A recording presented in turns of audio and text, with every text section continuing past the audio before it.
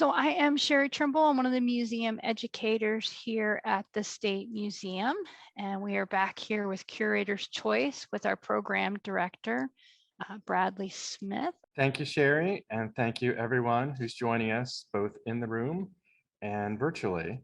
I'm joined today by Richard C. Saylor. Rich has been employed by the Pennsylvania Historical Museum Commission since 1991, and he is currently a reference archivist in the Pennsylvania State Archives. Rich is the author of numerous articles about Pennsylvania history, and his first book, Soldiers to Governors, Pennsylvania's Civil War Veterans Who Became State Leaders, won an Award of Merit from the American Association for State and Local History. Rich, thank you very much for joining me today. It's my pleasure, Brad. Rich, could you tell us a little bit about the Pennsylvania State Archives and the work you do to preserve our Commonwealth's history? Sure. The Pennsylvania State Archives was created in 1903, and our mandate is to collect, preserve, interpret, and make available to the public the records of Pennsylvania's state government. We also collect the papers of private citizens and organizations relevant to Pennsylvania history, such as businesses and companies like railroads, things of that nature. And I would also add to that that the State Archives often is a helpful collaborator with the State Museum for many of our programs and initiatives. And we're always happy to do that. Rich, please tell me a bit more about the Paul Evanko collection. Who was Paul Evanko and what kind of material is included in his collection? Paul Evanko was a Pennsylvania State Police trooper who worked his career and went up through the ranks and eventually became colonel and commissioner of the Pennsylvania State Police for 8 years, from 1995 till 2003. He was appointed to that position by Governor Tom Ridge. Material in the Paul Evanko collection in the State Archives includes field notes from the 9/11 United Airlines Flight 93 crash, photographs, videotapes, correspondence, audio recordings, all from that incident, and there are other materials related to his career in the state police as well. Rich, I've looked at the collection with you a few times and it has some excellent material. And one thing I've always wondered, how did the Pennsylvania State Archives first get connected with Colonel Evanko so that the collection could be preserved with your institution? Well, Brad, Colonel Evanko actually contacted us, the State Archives, in 2015 about him having this personal collection of documents, photographs, videotapes, etc., related to his career in the Pennsylvania State Police. He contacted us because he was very interested in seeing the collection placed with an appropriate institution that would give public access to these historical records. And eventually he did donate the collection to us, the State Archives, in 2016. And we're very happy to have it. Yeah, that's excellent that it was able to be preserved with you. For those of us who remember 9/11, I distinctly recall that so many of us were initially very confused about the events that were unfolding. It was not clear to us what was happening.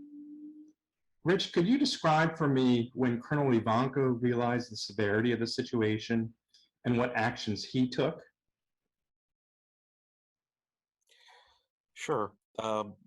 Just to touch on something you said initially in the beginning of the question, Brad, personally, as someone who was at work in the Capitol complex in Harrisburg that day, it was definitely a very confusing time during the 9/11 attacks. Now, Colonel Evanko believed immediately after the first jet crashed into the World Trade Center tower that the United States was under attack. He had a gut feeling from 20 to 30 years of police work that this was a deliberate attack and not an accident.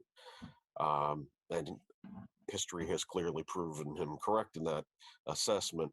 He was in the Pennsylvania Emergency Management Command Center before the second plane struck the World Trade Center.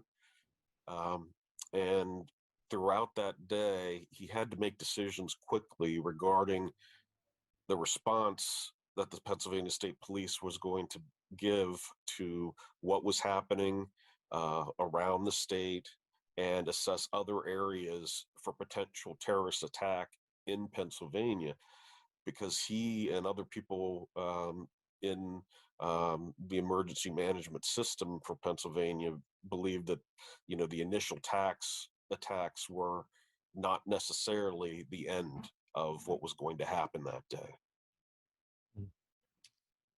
One of the things that really amazed me in our conversations with Colonel Evanko is that he learned about the first attack, realized there was a problem, and was in the Pima Command Center before the second attack. I believe it was about 15 minutes. So I think that really speaks to how swiftly, how decisively he took action that morning. Absolutely. So we alluded previously to the field notes that are part of his collection, and that they really are an excellent resource. They really reveal what was happening on a minute-by-minute basis that day. How soon after his arrival at the Pima Command Center did Colonel Evanko begin recording his notes? And what kind of information did the notes contain?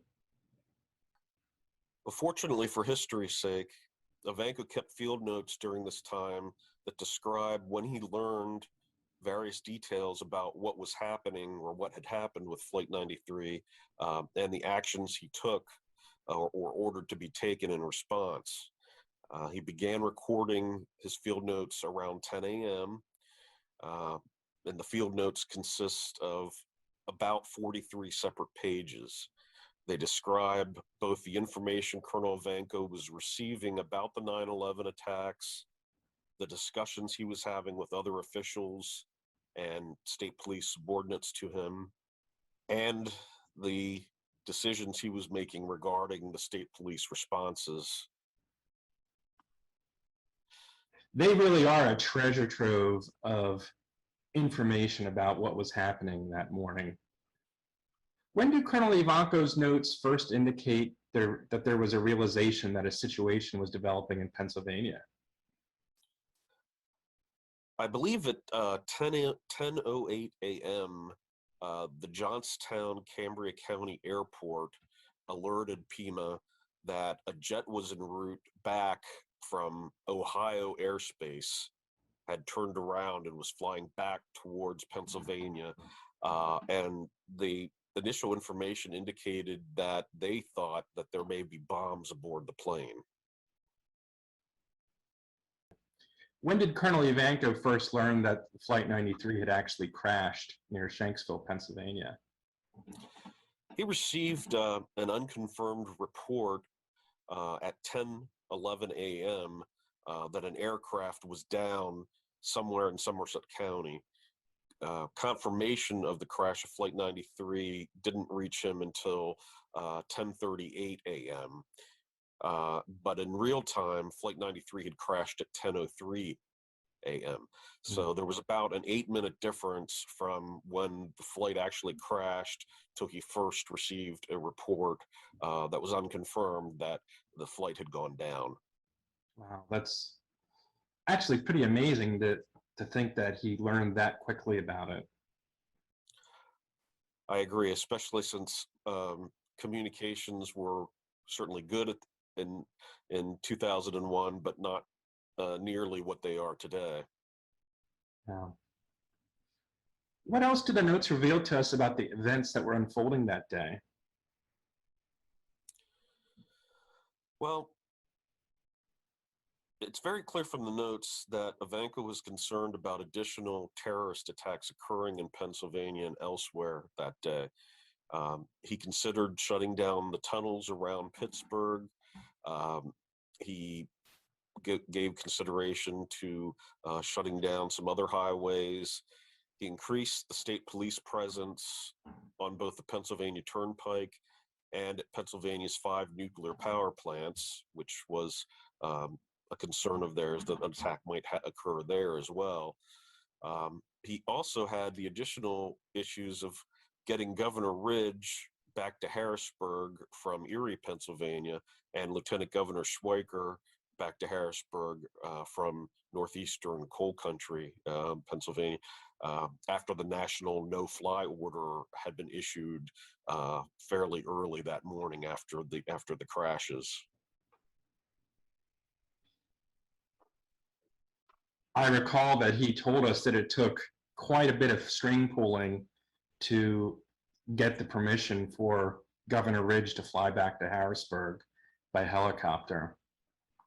Yeah, that was a national order that came from the federal government, the no-fly order, and it was unprecedented, but it was deemed necessary because no one at that time knew how many planes were going to be used or try to be used for terrorist attacks that day.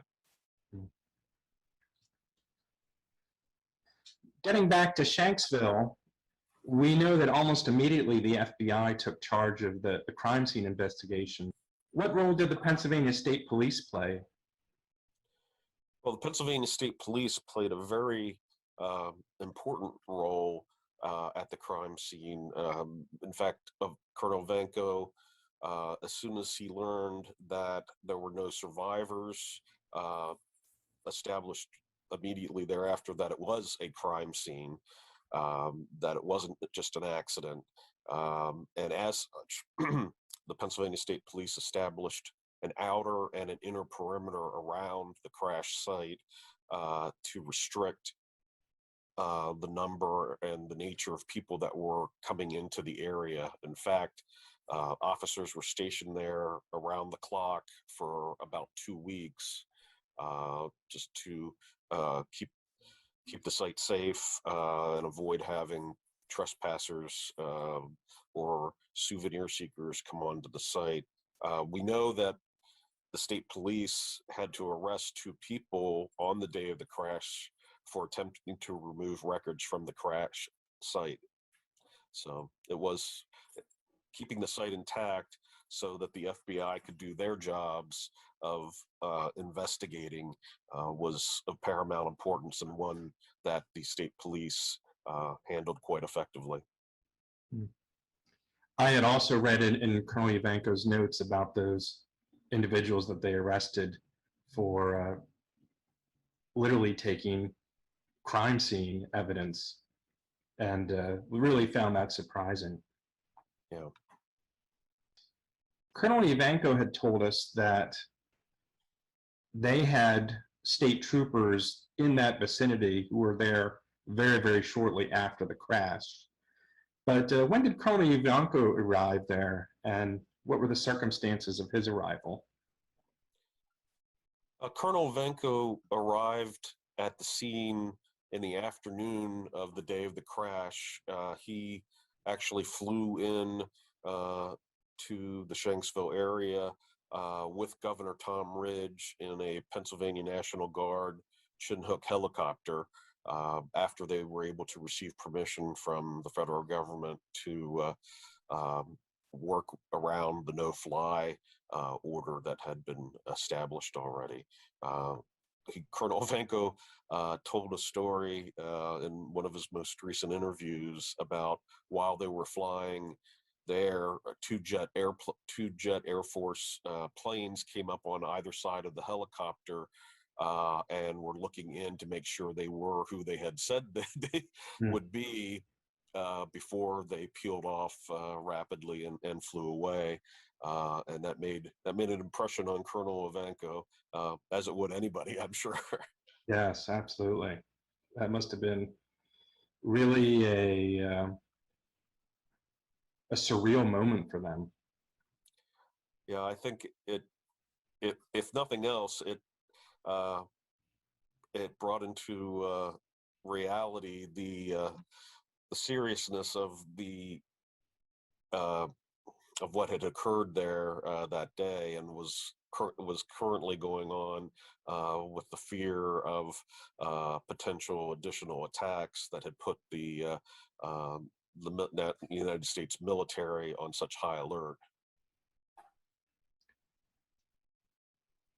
I was particularly interested in listening to Colonel Evanko, hearing his description of Tom Ridge on that helicopter flight. He said it was an extremely somber flight, very, very little talking, until they actually arrived at the scene. And do you recall him telling us what Governor Ridge said when they arrived at the site? Yeah, as they were flying over the site of the crash in Shanksville, Governor Ridge turned to Colonel Evanko and said, "Where is it?" And Colonel Evanko had to point it out and said, "It's right there." But it was Ridge was, as probably any of us would be, expecting at a crash site of an airplane to see parts of the plane, things of that nature scattered everywhere. But that's not the case with what really happened with Flight 93. Flight 93 had been was a flight that was supposed to fly from the East Coast to the West Coast that morning before it was hijacked, and as such, it was loaded up with a large amount of jet fuel, which it had not expended yet at the time of the crash. That and the fact that the plane was traveling at about 535 miles an hour when it crashed caused just an unbelievable explosion and firebomb that incinerated a large portion of the plane and what was on the plane. So there really were not large pieces of plane lying around everywhere. There was a hole, some trees that had caught fire in the near vicinity, and a dark sort of outline of part of what could be seen as the plane in the hole in the dirt. And that's why Governor Ridge initially couldn't decipher where it was, where the wreck had occurred.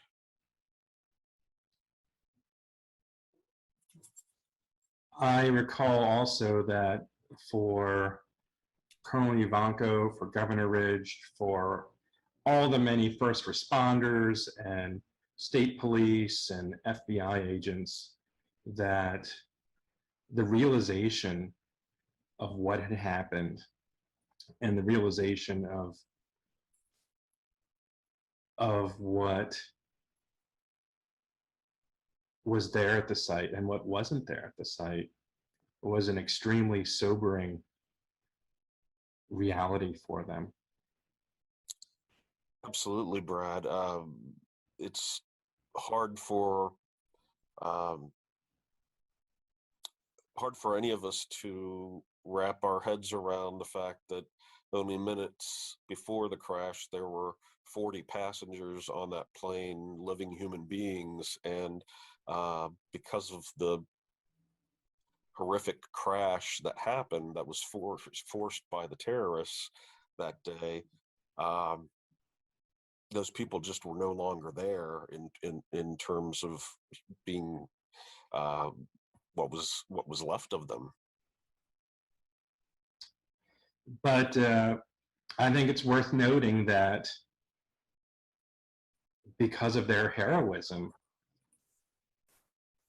other lives may very well have been saved. Possibly many lives might have been saved. And I believe that's very, very true, because I think records and research done afterwards have shown that it was the terrorists on that Flight 93's intention to take that plane to Washington, D.C., and they were intending to fly it into a major building there, either the U.S. Capitol or the White House, possibly. Rich, I think it's also worth noting that the Flight 93 Memorial in Shanksville does an excellent job of honoring the heroes that were on board that flight, and just how extraordinary their efforts were in preventing further loss of life. And while it's not an easy place to visit, I think it's very important that people go so that they can understand and remember and honor those heroes. I absolutely agree, and I think the National Park System has done a fabulous job with the grounds there, as well as the exhibits in the museum. And it really gives a good overview of what happened, when it happened, why it happened, um, and results of what occurred thereafter. So I would recommend that every American or anyone that's interested in American history uh, avail themselves of an opportunity to go and visit the site. Agreed. Agreed. Rich, as an archivist and a published historian, why do you consider Colonel Evanko's collection, and particularly his field notes, to be so significant? Well, as an archivist, I'm always excited by the chance to collect and preserve permanently valuable records of Pennsylvania state government. And these, the Colonel Evanko material would fall within those parameters and are actually placed in our record group 30, Records of the State Police. Um, that excites me as an archivist because that's really our job to do that, to collect and preserve those type of records. As a historian, I believe the records to be absolutely invaluable to anyone interested in understanding Pennsylvania state government's response to an extremely important world event that was a terrorist attack on American soil that includes a site within the borders of the Commonwealth of Pennsylvania, that shows how government works in an emergency. It's shown through the eyes of one of the chief officers in Pennsylvania state government that dealt with the crash and the crisis. So this is really great historical information. But the fact that Colonel Evanko made so many notes while the events of 9/11 were actually taking place make his observations contemporary eyewitness historical testimony, which is considered by professional historians as being a very reliable form of documenting historical events. So these notes are just fantastic for really all those reasons that I just mentioned. It really is. As you're saying that, Rich, I'm reminded again just how fortunate we are that Colonel Evanko reached out to us so that they could be preserved in perpetuity. It's great that Colonel Evanko made the notes initially, that was aware that the events happening were historic in nature, and then the fact that he was so adamant that one day he wanted to have them preserved in a setting that would make them available to the public was also very very merit-worthy. And I can't say enough kind things about Colonel Evanko and his decisions to preserve those notes and other documents from that time period and make sure they were given to the Pennsylvania State Archives so that the Commonwealth will have that great history always available to researchers now and in the future. Rich, could you tell us a bit about the exhibit, which is opening on September 9th? What are some of the exhibit highlights? Well, Brad, my two favorite parts of the exhibits are, number one, as you may imagine, the original field notes that Colonel Evanko created on 9/11 concerning the crash of Flight 93 near Shanksville. These original notes have never been before exhibited anywhere. So we're excited about that. I believe there'll be approximately 7 or 8 of the actual handwritten notes on display.